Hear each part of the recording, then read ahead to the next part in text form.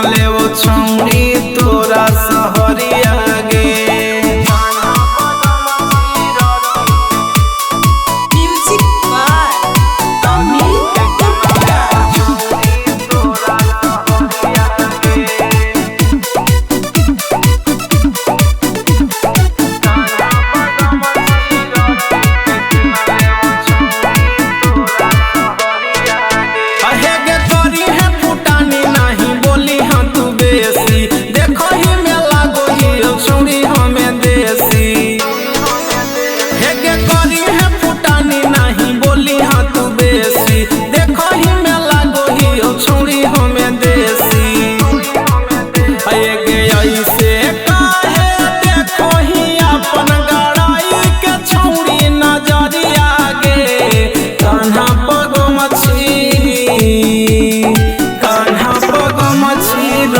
के किनारे वो छौरी तोरा सहरिया गे।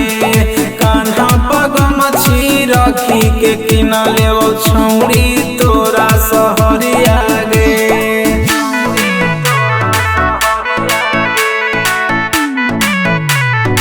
Mixed by Sonu Yadav।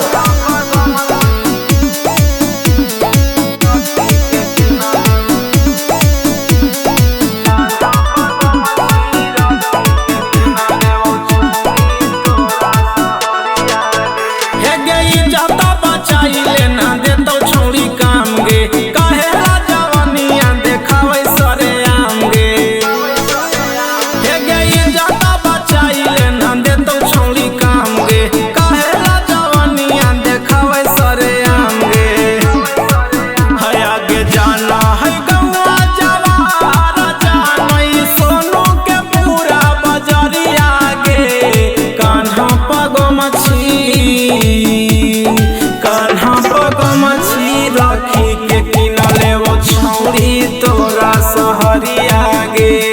Kanha पग मछली रखी के किनारे वो छौरी तोरा सहरिया।